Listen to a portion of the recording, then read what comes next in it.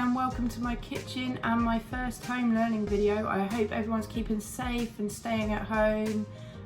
Today we're going to be making banana cake, so enjoy.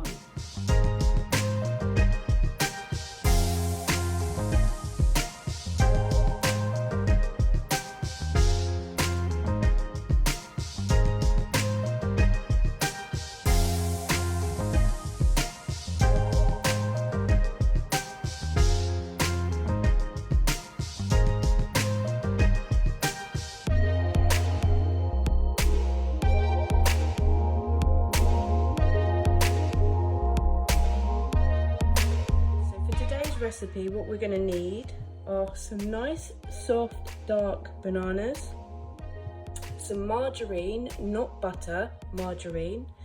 Then you're going to need some baking powder, eggs, self-raising flour, desiccated coconut, sugar, and some vanilla or almond essence. Now with the sugar, I could only get granulated sugar. Granulated sugar is fine, but caster sugar is a little bit better. So for this recipe, I have 5 bananas. I'm going to explain how much you need per banana. For 1 banana, you would need 1 egg.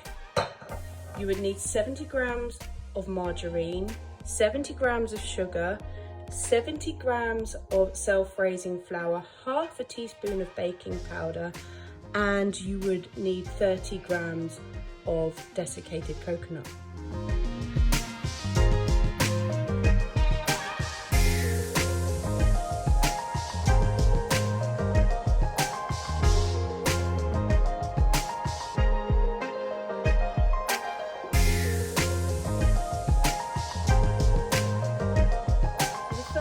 I'm going to do is actually prepare my bananas. So I am going to peel them, and I want to cut the tip off of both ends, and then I'm going to get rid of my rubbish as I go. I'm then going to use the claw and I'm going to slice my bananas. They don't have to be overly accurate because you're going to mash them all up in a minute anyway. I'm going to put my bananas to one side. Now, if you do not have an electric mixer, you will need to mash these. It doesn't have to be perfect. It depends how you want the texture of a cake.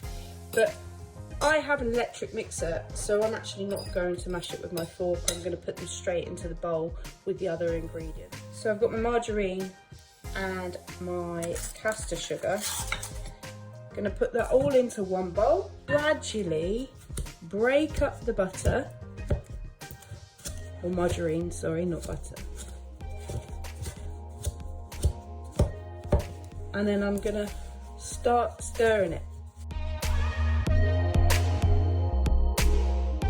See, now I have a nice creamy mixture, and actually mixing the margarine and the sugar together is called creaming. Add a tiny bit of your flour, not too much because it will become hard to mix. What this does is it stops the eggs from curdling. I'm now going to crack my 5 eggs into my bowl. Break down the eggs with the wooden spoon to make sure that the yolk is cracked, and I'm going to slowly, to start with, stir it in.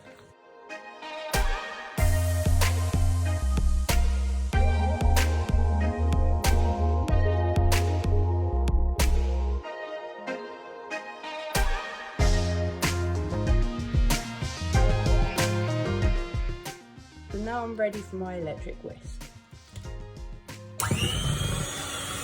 Make sure you hold the bowl when you do this.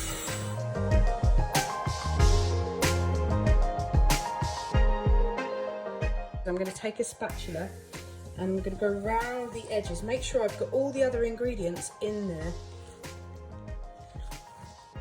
mixed in nicely. And then I'm going to take my whisk and whisk for just a little bit longer to make sure that that banana breaks down a little bit more.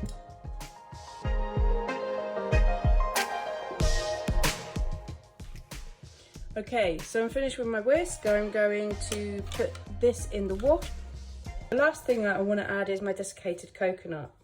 Just going to place it in, go back to my wooden spoon and fold it in nicely. Okay, this will add a really nice crumb to your cake. It will also increase the moisture and the flavour. Here I have enough mixture for 2 small loaf tins. So to prepare these loaf tins, I'm going to use a bit of grease-proof paper and I'm going to measure the width of the loaf tin. I'm then going to fold over where I need to cut, like this. And I'm going to take my scissors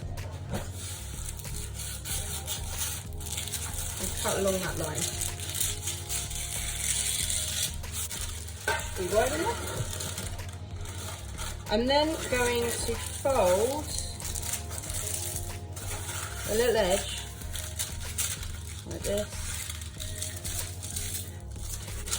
I'm going to cross it in and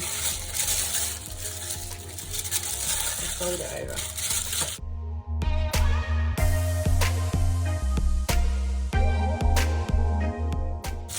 I'm going to leave these bits over because when it's time to take it out the oven, I should be able to just lift the cake out.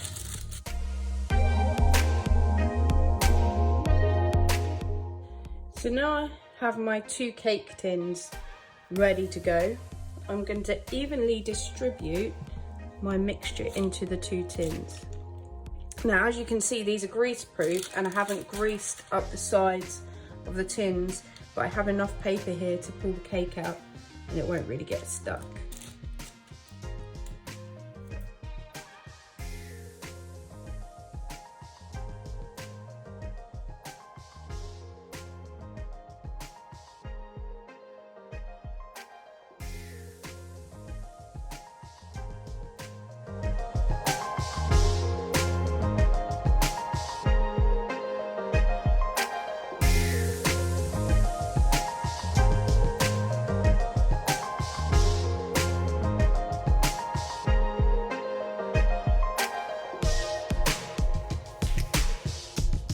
Okay, to check that the cake is cooked, you're going to place your knife into about the centre, pull it out, and it should come out pretty clean. I'm now going to make a very simple drizzle. Here I have 2 heaped tablespoons of icing sugar. I'm going to sieve my icing sugar into a bowl.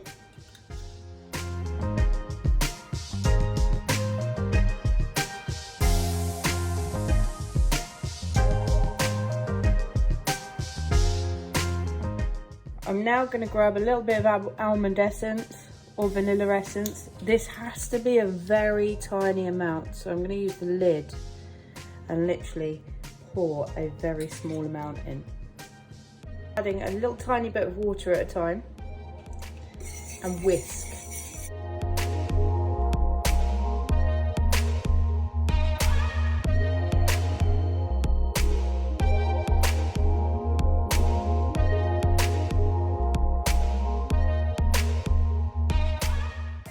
As soon as the cake comes out the oven and it's still hot, check that it's cooked as I showed you before, and then you're going to take a fork and you're going to put lots of little holes in, and this is so that the drizzle soaks through your cake. Pour it over and you can see it's starting to glaze the cake, and it's going to go through those little holes and make cake taste really great.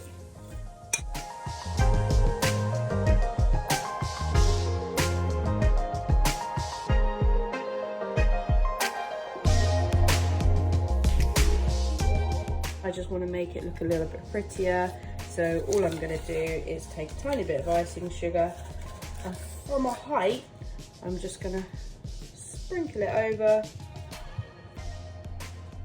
to give it that finished look.